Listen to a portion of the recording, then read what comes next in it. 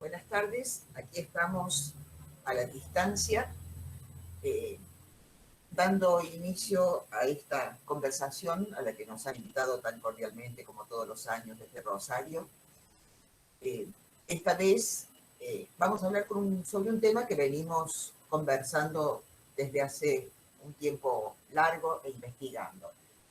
En este caso, vamos a hablar sobre los alimentos, los modos de cocinar y las maneras de mesa en la Córdoba del siglo XVIII.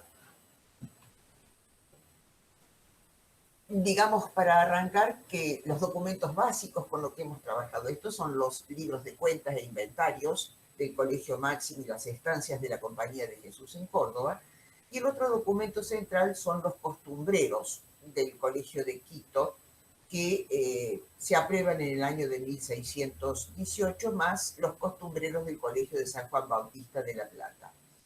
Además, digamos, estas informaciones están acompañadas por contrastaciones arqueológicas realizadas a lo largo de años en los espacios que están referidos en los planos de planta que vamos a ir mostrando. Como inicio, digamos que hay una perspectiva de análisis en este tema, y es que la mesa no es solo nutrición, también es un escenario colectivo donde se refuerzan los lazos de las estructuras sociales. Y en esas escenas cotidianas de la alimentación, nosotros podemos encontrar insumos, sabores, menaje, enseres, rituales, pero también es necesario analizar las tecnologías, las costumbres culturales y particularmente las estructuras sociales en donde están sentados los comensales. Los datos para esta conversación los hemos tomado en dos escenarios distintos. Uno, la zona urbana de Córdoba, y el otro, el de las zonas rurales.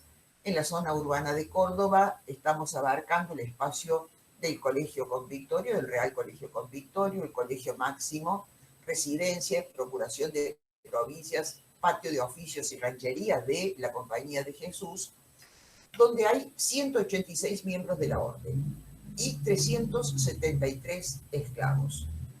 Para tener una idea de la dimensión de estos números de pobladores, digamos que por entonces en la ciudad de Córdoba había 7.300 habitantes, algo así como 104 habitantes por manzanas, en tanto que en estas tres manzanas donde están ubicadas estas instituciones de la compañía, encontramos 184 habitantes por manzana, una densidad bastante importante en relación al resto de la ciudad. En tanto que en las zonas rurales del otro escenario que hemos tomado, están los edificios centrales de las estancias de la Candelaria y de Altagracia, donde vamos a tener en cada uno de ellos solamente 2 miembros de la orden, y en algún caso 200 y en el otro casi 300 esclavos, a lo que se agregan en esas zonas rurales los que viven y trabajan en los puestos de las estancias, dedicados a la cría del ganado, a los fletes y a los tráficos, y entre ellos tenemos mayordomos, capataces y peones criollos conchavados. En esos dos escenarios, el urbano y el rural, nosotros vamos a encontrar dos estamentos sociales. El primero, el que está en la jerarquía de esta estructura piramidal, son los miembros de la élite colonial, ya se trate de europeos o criollos. Y por otra parte, los esclavos, capataces y peones conchavados, que forman parte del segundo estamento social. Vamos con el primero. En esa jerarquía estamental de esta sociedad colonial cordobesa, nosotros vamos a encontrar en la élite una mesa ordenada, particularmente destinada a estrechar las relaciones de los miembros de la comunidad. Y para eso tomamos como ejemplo lo que sucede con los edificios centrales. Hay un documento que es clave, que es el de los costumbreros. Los costumbreros establecen lo que se conoce como los horarios de la pitancia, es decir, la comida colectiva. Esos costumbreros establecen normas muy rígidas que refuerzan esa sociedad estamental. Allí se fijan el orden y la distribución del día, que en el caso de la Compañía de Jesús no varían en toda la América Española, salvo en los horarios que se fijan, que establecen las primeras luces del día según la latitud de las estaciones, y que están marcados, como en todas las ciudades coloniales, por el sonido de las campanas. En esos costumbreros se establece las 5:30 horas de la mañana cuando se toca levantar, a las 11 horas el almuerzo y a las 20 horas la cena. Los costumbreros no hablan del ayuno, estamos refiriéndonos siempre a los horarios y la orden y distribución del día para los miembros de la élite. Para ellos no hay desayuno, sí hay un almuerzo y una cena, que siempre comprenden un ante, una olla o porción, que es el plato principal, y el postre. Hay pequeñas variaciones en los costumbreros estos, sobre todo en aquellos días de conmemoración religiosa, particularmente el Viernes Santo, la Pascua de Navidad, donde siempre se agrega un platillo o comida especial. Y la otra variación habitual es la de los días de ayuno, donde solamente se consume una comida ligera por la noche, a la que se conocen los documentos con el nombre de colación. Para estos miembros de la élite, los platos en la mesa no están mostrando mesas refinadas, ni lujosas, ni espléndidas, pero sí la están señalando muy diversas en insumos nutritivos. De esta manera tenemos el ante, compuesto por frutas variadas y ensaladas, la olla, que es el plato principal, siempre un plato de carne o pescado en trozos y muy condimentado, y el postre, compuesto por frutas confitadas, turrones y bizcochos. Para la élites, esto siempre está acompañado con abundante pan y como bebida el vino mezclado con agua. Si nosotros vamos a las cocinas donde se elaboran los alimentos para estas élites, encontramos carnes frescas y charqueadas, particularmente de corderos y terneros, pocos vacunos, puercos cebones, cabritos, gallinas, perdices, pescados. Encontramos también cereales y semillas como harina de trigo, maíz, abundante quinoa y una parte interesante de arroz procedente, en este caso, para el caso de Córdoba, de las misiones del litoral. Encontramos abundancia también de frutas frescas y charqueadas, y en ese listado de frutas frescas y charqueadas, las que estamos habituados a comer hoy en nuestro territorio: uvas, higos, manzanas, peras, duraznos, membrillos, granadas, nueces, naranjas, mandarinas. Abundan también en los comestibles de cocina las verduras de las huertas: zapallos, acelgas, ajos, cebollas, arvejas, porotos, garbanzos, papas, maní, lentejas. Y dentro de las bebidas, las famosas botijas de vino procedentes de la estancia de Jesús María, especializada en la producción de vino. Pero también tenemos grapa y aguardiente, muy utilizada en los largos viajes. En esos comestibles de la cocina es imposible no tener en cuenta la cantidad de especies: la sal y el ají del monte, procedente de nuestras regiones, y la pimienta, la canela, el azafrán y el clavo, procedentes de otras regiones, salvo el caso del azafrán, que en algún momento se comenzó a cultivar en nuestros territorios del distrito de Córdoba. La base para la cocción de estos alimentos es la grasa, que llegaba en botijas procedentes de las estancias. Y para las conservas, azúcar procedente del Paraguay, miel, vinagre y hasta aceite de Mendoza. Esos alimentos que se elaboran en la cocina también tienen una procedencia muy cercana en las despensas. Las despensas son importantes y acompañan siempre las comidas cotidianas, las comidas de los viajes y también la de los días festivos.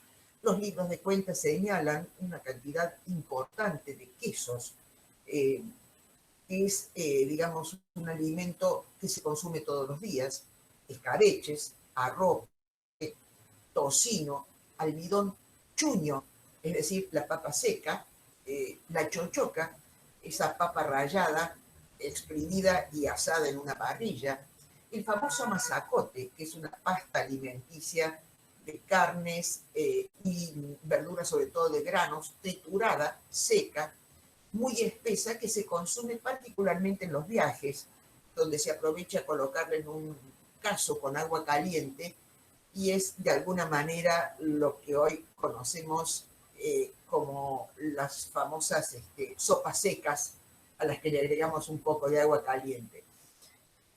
También están en las despensas una gran cantidad de confites, bizcochuelos, mazapanes, el maíz blanco y dulce para las golosinas, que en su momento se conoce con el nombre de maíz capia, y hay un rubro especial para los cabellos de ángeles, que no son los fideos nuestros que hoy consumimos en nuestra sopa, sino huevos hilados en almíbar, abundante chocolate y buena cantidad de flor de cardo, con lo que se elaboraban las cuajadas. Estas despensas también tienen depositado frutas confitadas en aguardiente, compotas, dulces y jaleas. Y es imposible imaginar una despensa de estos tiempos sin dos complementos imperiosos: la yerba mate, procedente de nuestro litoral, y el famoso polvillo para la comunidad. Es decir, cuando se habla de polvillo se está hablando de hojas secas de tabaco reducidas a polvo, que son teñidas con almagre, un óxido férrico, y aspirado por las narices, una costumbre muy habitual en Europa en ese momento. Pero también está el tabaco molido, que aromatizado con hierbas, tostado, machacado y filtrado con un lienzo, se usa como un remedio medicinal para los dolores de cabeza, para frotar los dientes y las encías, y que al inhalarlo produce un estornudo para limpiar el cuerpo como se conocía en esa época. Es imposible, digamos, un trabajo rural sin distribución de hierba y tabaco para aquellos que están en esas duras faenas rurales. En esta época, los modos de cocinar son muy uniformes para los miembros de la élite. Estofados de pierna de cordero o de ternero, generalmente fritos en grasa, acompañados de cebolla, muy sazonados, con clavo, canela, azafrán, tocino y sal, por cierto. Un estofado al que se le agregan siempre frutas secas, quinoa, arroz o maíz. También hace su presencia las costillas de cordero asadas, caldos con abundante clavo y canela y acompañados de pan duro molido. Por la noche habitualmente se consumen salpicones de carne, a los que están acompañados con cebolla, tocino, pimienta, aceite. Y es habitual también las recetas de fideos gruesos de harina que se elaboran con una espumadera que tiene agujeros muy grandes. Todo acompañado de quesos y requesones. Fíjense ustedes que estamos hablando de los alimentos de la élite y hemos dejado de lado el consumo de carne vacuna, una carne que es muy dura y que no es habitual de consumir, sobre todo en los espacios europeos, particularmente en España. Para que tengamos una idea, el gasto mensual en el año de 1746, estamos hablando de gasto mensual, en esos edificios centrales, donde habitan 186 miembros de la orden y 377 esclavos, lo que tenemos son 143 carneros, 16 corderos, una ternera. Hasta aquí estamos con los alimentos de los miembros de la élite. 82 reses destinadas a los esclavos y tenemos las fanegas de maíz, 4 en este caso, y 154 fanegas de trigo, distribuidas entre los miembros de la élite y los residentes en la ranchería de los esclavos. Cuando vamos a los enseres y avíos de cocina, inevitablemente lo que vamos a encontrar son, además de la despensa, un inmenso horno de pan, del tamaño de una habitación. Están acompañados de huertas y un gallinero, donde un espacio de cocinar donde siempre hay una conducción del agua muy precisa, con sus norias y sus albercas. En la cocina es habitual en estos libros de cuentas indicar una gran cantidad de bateas, cuchillos, ollas, pailas, machetes y hachas para destazar la carne, peroles, cucharas de hierro, piedras de amolar, los famosos bilques, que son recipientes de cerámica tosca, además de botijas, tipas, sartenes, espumaderas y casos de cobre. También próximos a la cocina están los hornillos con chapa de metal para cocinar bizcochos y siempre hay una estufa para secar frutas confitadas. Son pequeños armarios de madera con tablas atravesadas, cubiertas con hojas de lata para que el fuego penetre por sus huecos y pueda secar bien esas frutas confitadas. El famoso horno de pan con una buena cantidad de frazadas, sedazos y palas. Y es interesante en los libros de cuentas señalar la importancia que dan a la pesca. Las excursiones de pesca siempre acompañadas con una buena cantidad de cuchillos y de sal. Excursiones que a veces van a Santa Fe a buscar sábalos y pejerreyes, que son salados para ser traídos a Córdoba. Y en la misma Córdoba hay excursiones de pesca donde los libros de cuentas relatan la existencia de un hermano Uriarte, especialista en la pesca de mojarritas y palometas de nuestros ríos. En esos avíos de cocina nunca faltan los elementos de higiene y de limpieza. Siempre hay cenizas traídas de las estancias que diluidas en agua hirviendo producen la lejía para lavar pisos, matar insectos y desinfectar. Y las famosas bateas o pilas de barro cocido que son encargadas a las monjas para lavar los enseres y los servicios de mesa. Este mapa plano de la ciudad de Córdoba y sus alrededores que estamos viendo pertenece a fines del siglo XVIII y está marcado allí en este pequeño rectángulo de color la ubicación de los edificios centrales. Para esa cantidad de ganado que tiene que ser faenado mensualmente, es imposible que esta faena se realice en la zona urbana. De allí que en el caso de los edificios centrales de la Compañía de Jesús, a escasos 2 kilómetros se encuentra el famoso puesto. Es a donde llega el ganado en pie, particularmente corderos y vacunos. Allí son faenados y conducidos en carretones hacia la ciudad de Córdoba, hacia el asiento urbano. Ese ganado faenado entra por una puerta secundaria, no la principal, hacia los espacios de cocinar.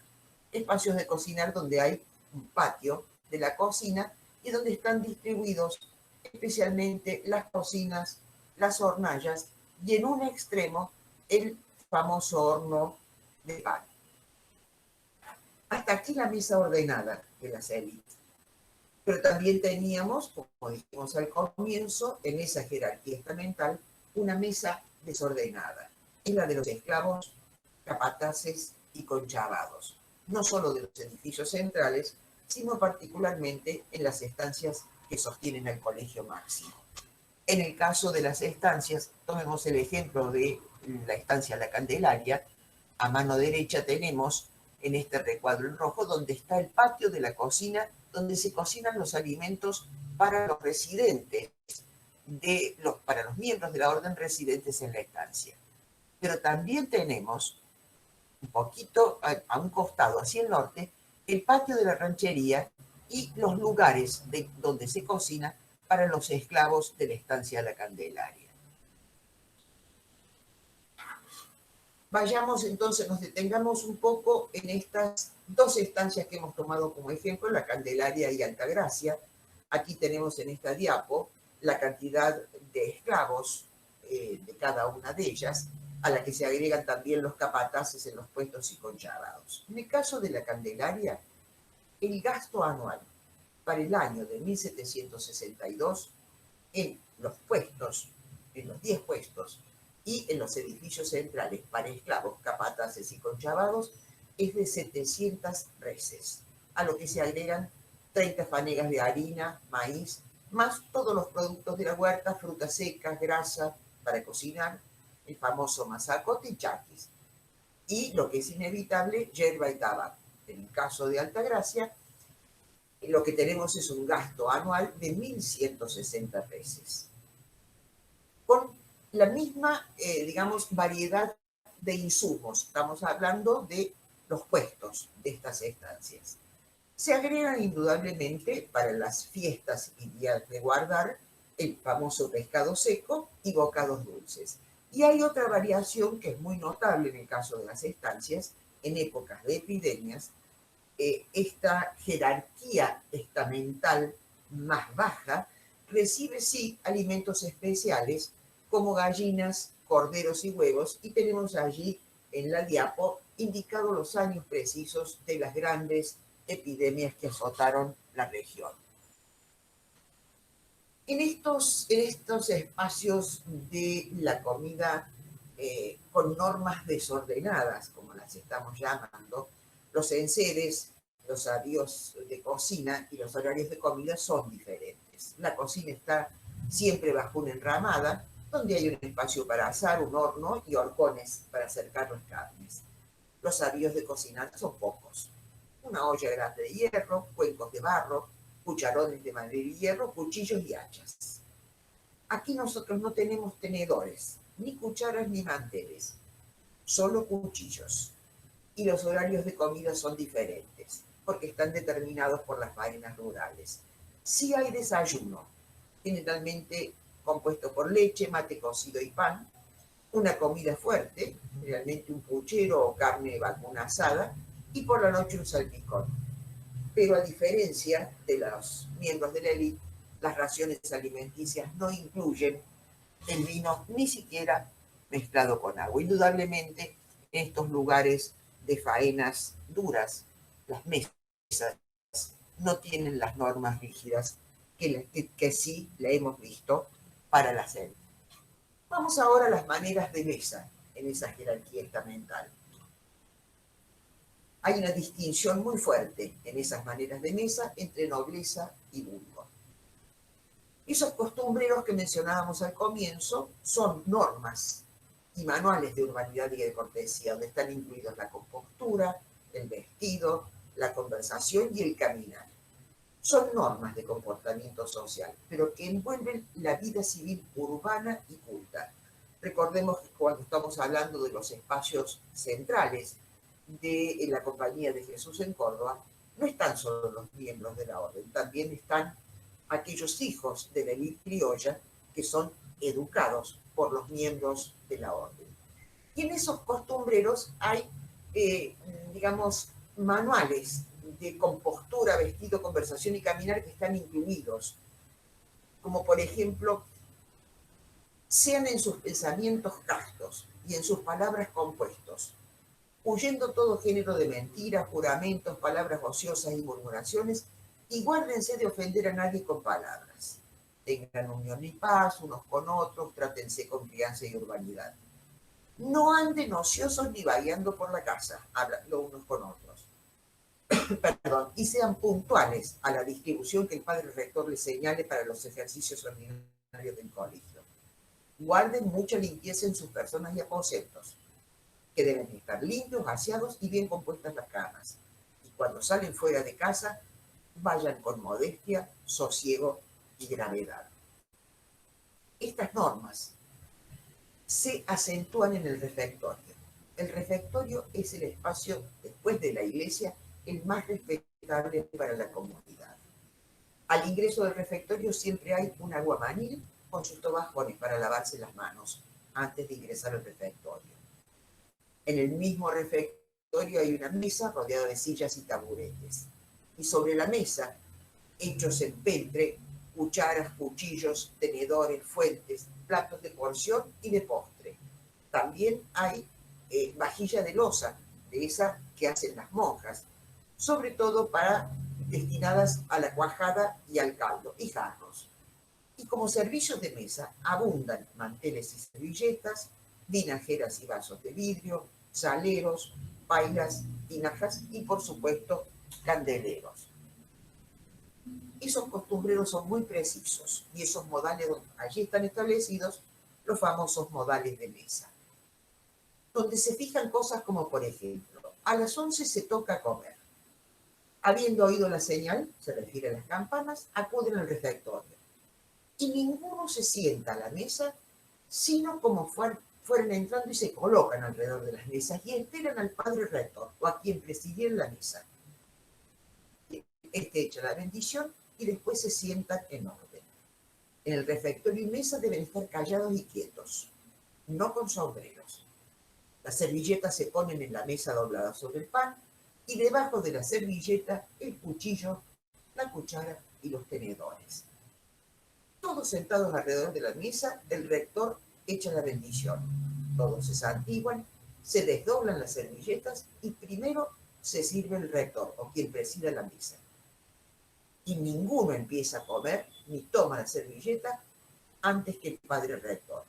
Y mientras se come, se lee algún libro, el cual está muy precisamente indicado, no solo sirve para provecho y erudición, sino también para el silencio, que es lo que se debe guardar en la mesa mientras se come. Y en esas instrucciones de estos costumbreros hay rasgos de humores que son interesantes, como por ejemplo, se indica que una vez sentado apartará el cubierto a la derecha, desdoblará su servilleta, cortará pan y esperará que le traigan por comenzar a comer. Y en viniendo no se ha de echar a él, no mostrará que tenga hambre. O por ejemplo, esta otra instrucción. El cuchillo solo pide toda la mano. No obstante, si quiere sacudirse de todas estas menudencias, peleando a brazo partido, desmigajando pan, despojando tamaños huesos hasta la última diferencia del tuétano, despedazando trozos de carne y todo tropel y fuerza sin coger el tenedor como Sansón, desquijarando leones, abreviará más y logrará fama de forzudo, pero no de medianamente noble. Son rasgos interesantes los que se van fijando en esos costumbreros.